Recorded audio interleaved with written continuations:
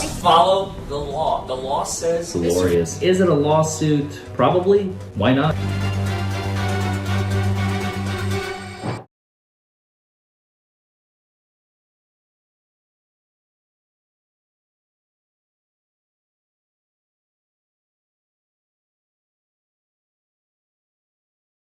Have you or someone you love been injured as a result of someone else's negligence? Or worse, lost a loved one because of it? I am attorney Larry Forman, and myself and my team of trial lawyers are ready to help you to get the absolute maximum compensation permissible under the law. We know the system. We understand how to win. Anywhere in the United States, 24 hours a day. 1-844-774-HURT. Call us. We can help. Yes. All right. Ms. McGinnis, would you like to make an opening statement? I would. Yes, sir.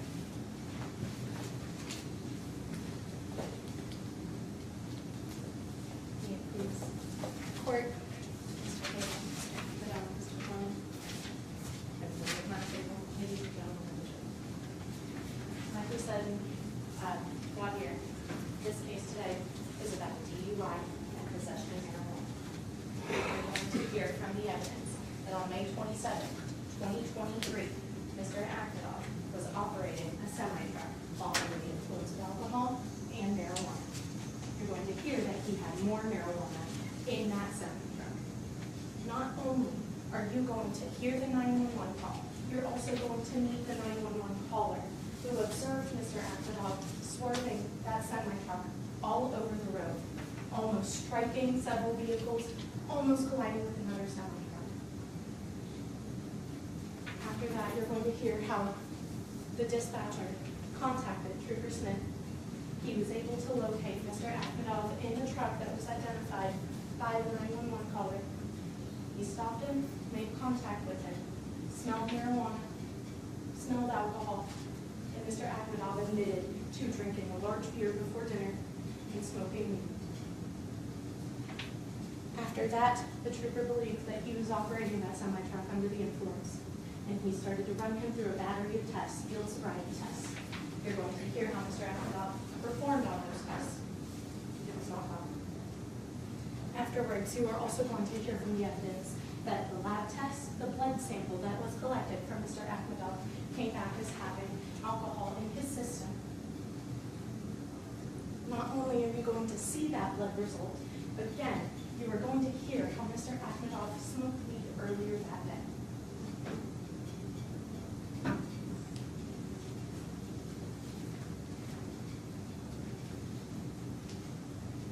Finally, you're also going to hear from Miss Macy Elmore. She is an employee at T.J. Sampson Hospital. Her testimony is going to tell you about how she drew the blood from Mr. Akmadov. She followed all of the proper procedures. There's no argument that it was contaminated. You're not going to hear how it was improperly handled. You're going to hear how that blood sample that turned back to 0.13 of alcohol in Mr. Akmadov's system, in addition to having weed in his system that he admitted to smoking that day, and then got behind the wheel of the semi-truck and almost collided with several different vehicles before the trooper was able to stop him. At the end of this trial, you're going to be asked to listen to the jury instructions and make a determination. And I'm going to ask that you find Mr. Akmadov guilty of driving under the influence as well as possession. Would you like my opening statement? Would you like to? Yes, please.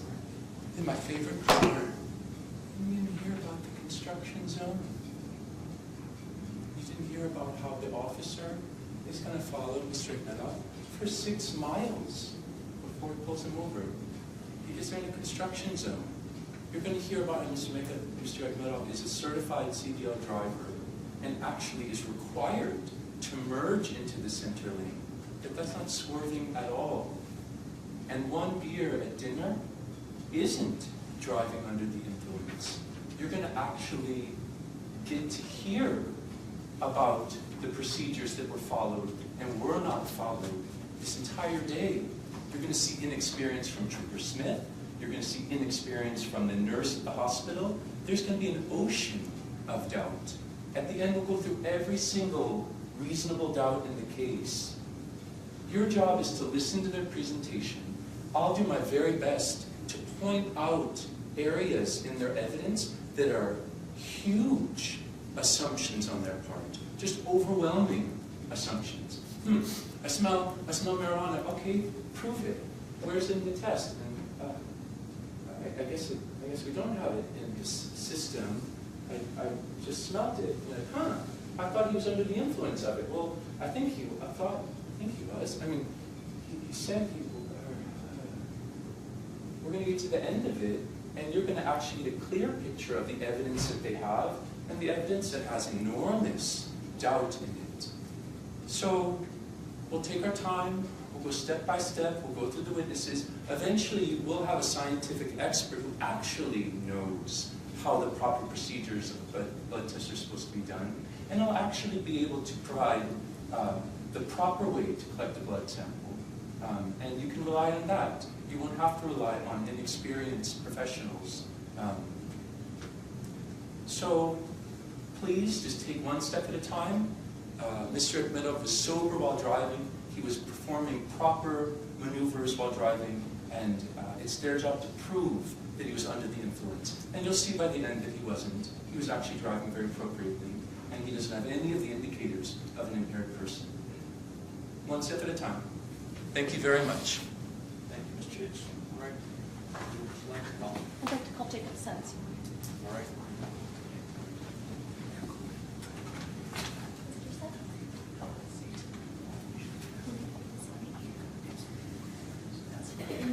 Sir, if you'll raise your right hand, do you solemnly swear or affirm the testimony you're about to give will be the truth, the whole truth, and nothing but the truth, so we got?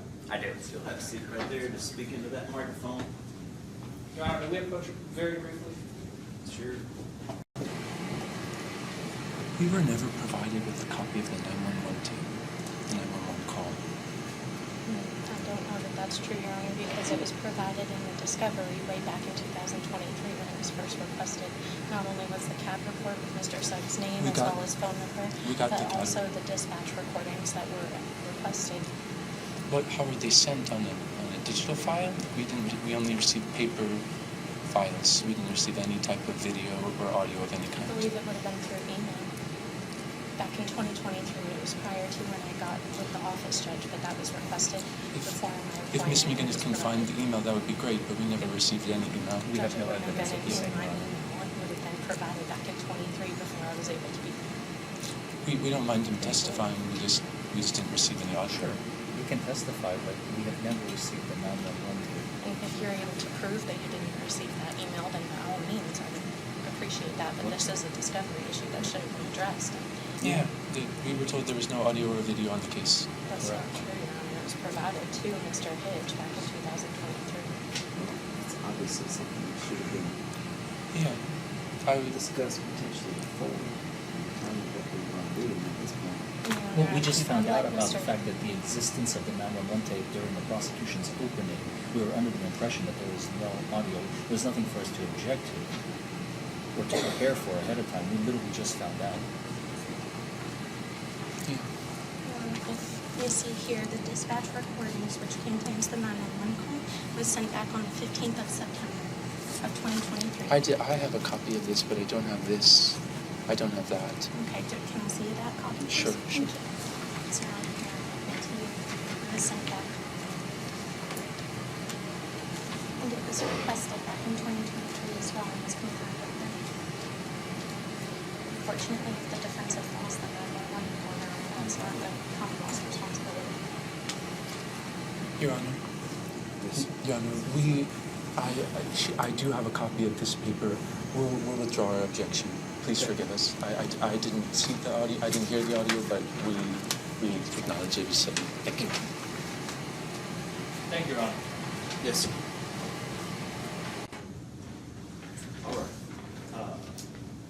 All right, sir.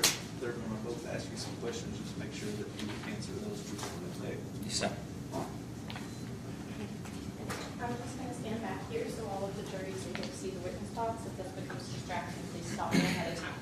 As long as you're able to hear Mr. Sykes, okay? All right. Sir, excuse me.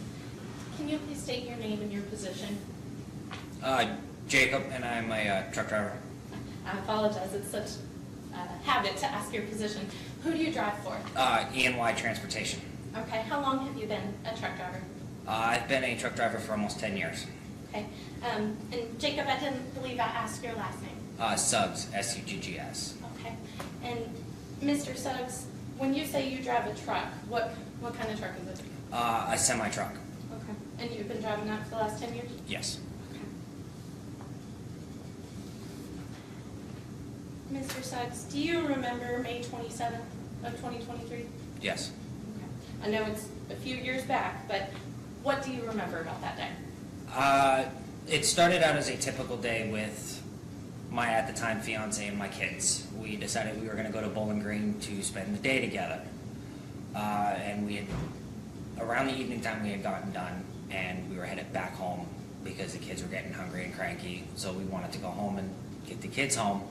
We were headed up 65 and coming out of Bowling Green. I don't remember the exact location of the time where I had called it in at, but I had witnessed a semi-driver all over the road, and I had called it in. Being a semi-driver myself, I know what the what the DOT regulations are for a truck driver when it comes to all over the road or not paying attention. Okay, let's break down what you just said a little bit. So you called something in. Who did you call? I called 911 dispatch. Okay, and you were on your way back from Bowling Green? Yes. Okay, so is that 65 north or Yes, south? ma'am. Northbound? Yes, ma'am. Okay. And while you were on the highway, what did you observe about the semi-truck? I observed the semi all over the road, all over the right-hand lane and swerving into the middle lane, almost hitting several cars and another semi-truck. Okay. What did you do when you saw that? I backed off because that got me worried about my family's safety. And what I had done is I had gotten into the middle lane and then gotten over into the left-hand lane with 911 on the phone. Okay.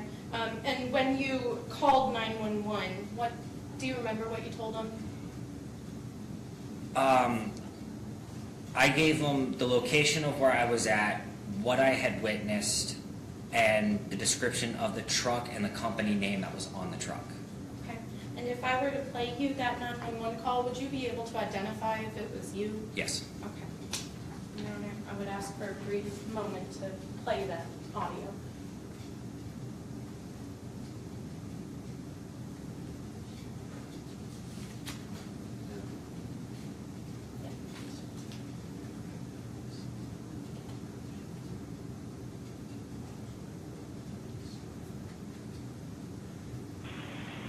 I gotta get close so I can get the license plate of the trailer.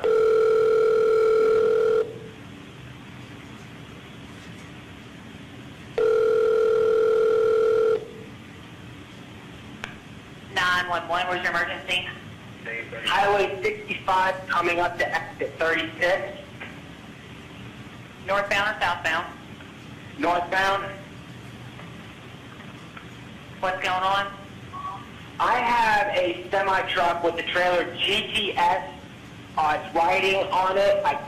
You get a license plate on it right now. This driver is literally all over the road, has nearly hit 3 vehicles and almost hit another semi-truck.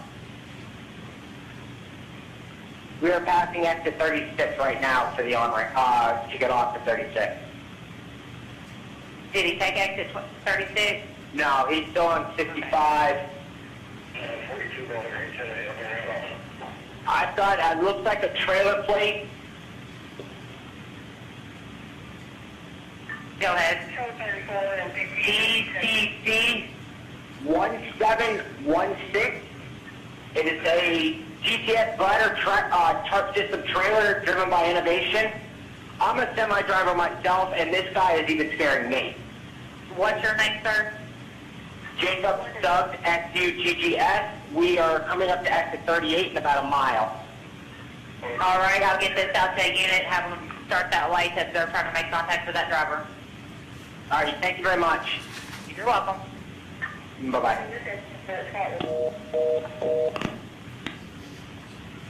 Mr. Suggs, do you recognize that voice on the Yes, I do. call? Who is that? That is me. Okay.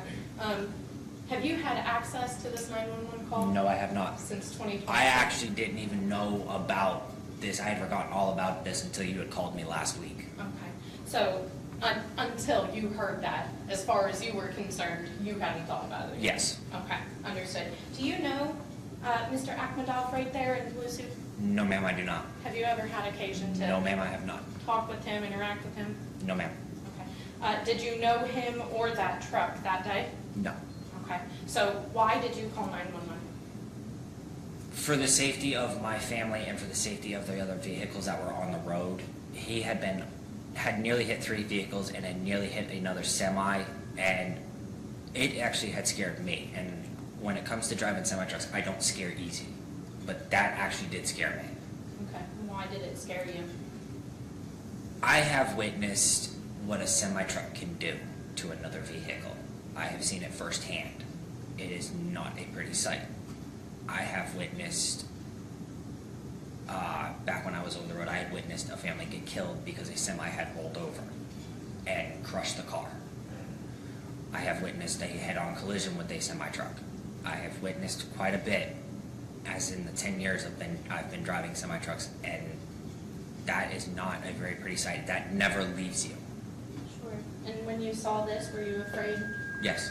At times, I had almost quit driving semi-trucks because I didn't know if I was going to be able to handle it. But I've been doing this for almost 10 years now in June, and I love what I do for a living. And that day back in May, were you driving a semi-truck? No, ma'am. I was in my personal vehicle. Okay.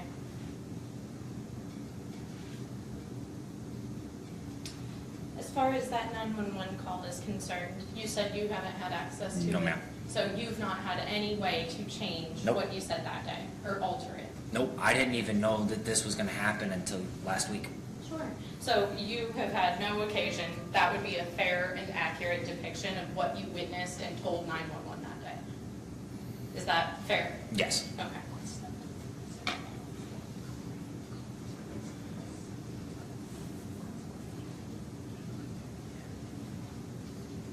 That's all the questions I have. Thank you, sir. Right. Or, well, Judge, I would move to admit the 911 call as Commonwealth Exhibit 1. Okay, any objection? No, Your Honor. All right, so admitted.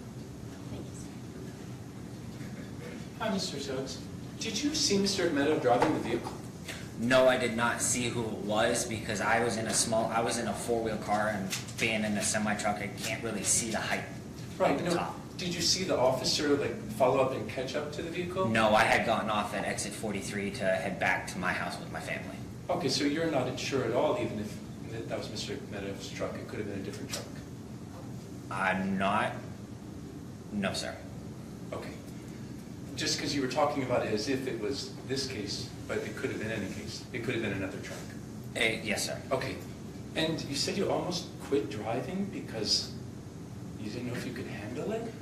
Yes, sir. As a semi-driver, we see a lot of very dangerous stuff out on the road. Like I said, I've witnessed a semi roll over on top of a car and kill a family. I've Yeah, seen right, head-on right. collisions. I've seen fireballs. I've seen a lot of stuff. Right. And at the time, I was still within my first year of driving when a lot of this stuff I witnessed. Yeah. So I didn't know if my head was going to be able to handle it, and I almost quit driving a semi-truck. Right. No, I mean, it sounds like it was really emotional. You were in the car with your wife and child. Yes. Right, so would it be safe to say you were scared?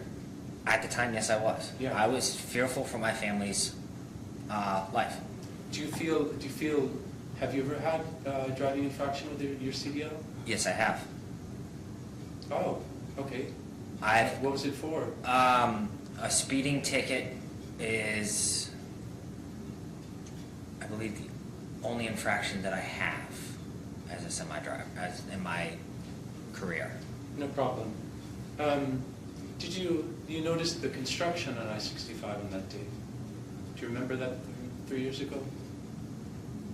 Up around where I had called this in, there was no construction. No, at the 38-mile marker? 36. At the 36-mile marker? Okay, did you notice construction after that? Not that I remember, because I had gotten off at exit 43 to get back to get onto the parkway. Okay. What's it like driving a semi-truck in a construction zone? It can be dangerous. It can. if you're not paying attention, you can kill somebody or wreck your truck. Right. No, I meant the difficulty level for a driver. It just depends on the construction zone, on how tight it is or what's going on in the construction zone. What if there's no shoulder? What does a truck have to do? If you're in the right-hand lane as a trucker and there's no shoulder, what's advised for CDL drivers to do? If there's no shoulder is there, how many lanes are we talking? Because, Two or three that's narrowed down to two maybe? okay, the best advice I can give as that right there is pay attention. Because if one wrong move, you can end up in a ditch or you can end up into another car. Do you have a duty to get into the left-hand lane? In a construction zone, no, you don't. You can, unless it's not advised to, but no, you don't. Now, if you have construction workers or construction vehicles on the side, then yes, you are obligated to move over. Thank you. Okay, that's what I was wondering. Because you're talking about all over the road, but in construction zones, by definition, you're required to move. Correct? Well, when I say all over the road, I mean as in swerving into other vehicles, swerving into another semi where he had almost hit them. What's your experience when someone's in your blind spot? Have you ever turned in such a way that a driver could have felt that they were being cut off or in some way almost hit? Have you ever almost hit anyone? Yes, it happens. Thank you so much. I think, and you're a safe driver? Yes. Okay. Thank you so much. What's your date of birth? 8/19/1994. 1994.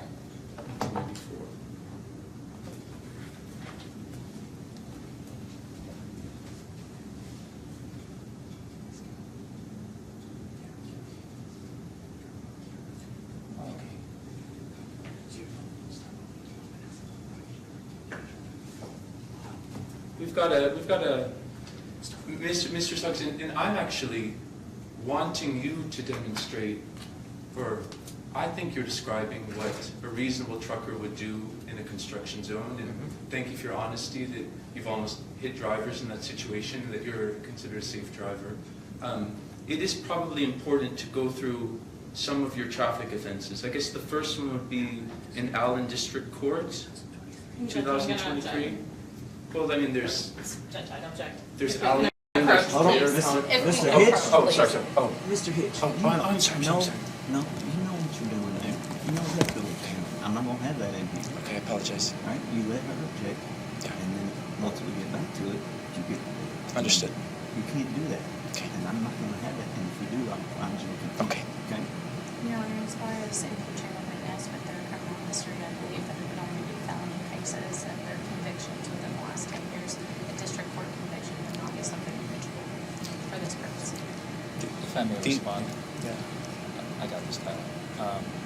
I think one of the questions that he has already answered, thereby opening the door to talking about his traffic record rather than any felony convictions, is Mr. Hitch has asked him if he has had any traffic infractions, and he said, yes, I've had one traffic offense.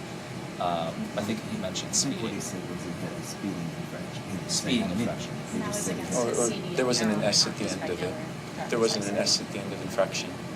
Right. It was a single infraction, is what he said. I believe if they were able to look at his driving record through CDL, that would be a different thing because he testified to what his speeding infractions would be through his CDL. I mean, you can ask him if he's had any other infractions other than that. But I can't. Judge, I would just object because the speeding infractions, again, those are traffic violations. Those are not relevant to impeaching a witness for evidentiary purposes. Yeah, well, I mean, I guess you can tell me why you think it's relevant because that's speeding. I mean, he's not. He's just. Well, he has made certain statements and allegations that he understands DOT regulations, and he's, almost posited himself as an expert in the field, and we want to impeach the fact that he is not being entirely truthful about his abilities as a driver. And once again, Your Honor, the question was about Mr. Suggs' record as a CDL driver. It was That was not about his specified. license. That definitely was not the question. He stated his speeding was an infraction. I'm not sure that his record as a driver has anything to do with testifying of what he saw. His assessment of whether or not he was all over the road, like he's That doesn't making. have anything to do with whether he speeds or. Well, it warrants his credibility. He also testified falsely. He said that he's only had an infraction, a speeding infraction, when he's at multiple. We at least can We reach have the that evidence, it's you can show several. it to the court if you'd like. We can at least rephrase that question. He can at least clarify whether he's had one speeding infraction or several. Mr. Simmons is also not on trial here, and I'm going to impeach him based on a misdemeanor offense that is not relevant to whether or not he witnessed. I mean, I'll let you ask him if he's had others, but I'm not going to let you go into what they were or. Okay. But you can ask him if he's had one. All right. Okay. Thank you, Your Honor.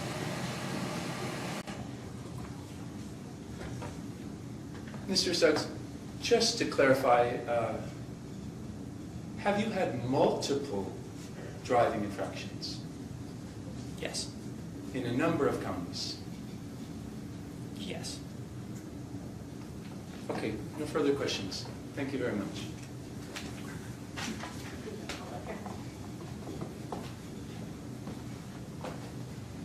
Mr. Suggs, have you ever smoked weed and driven a semi-truck? No. Okay. When you were driving that day, you described the license plate of that semi, correct? Yes. And once again, just to clarify, you don't know Mr. No. Akmadov, do you? No. You have no reason to testify here other than what you witnessed. Yes. You have nothing against Mr. Akmadov? No. That's all the questions I have. Thank you, sir. Any further? All right. That's all. Mr. Suggs, free to go. We have no reason to hold him, Your Honor. All right. Mr. Suggs, thank you very much. You're free to go. Thank you. Have a good day. Don't You too. forget your-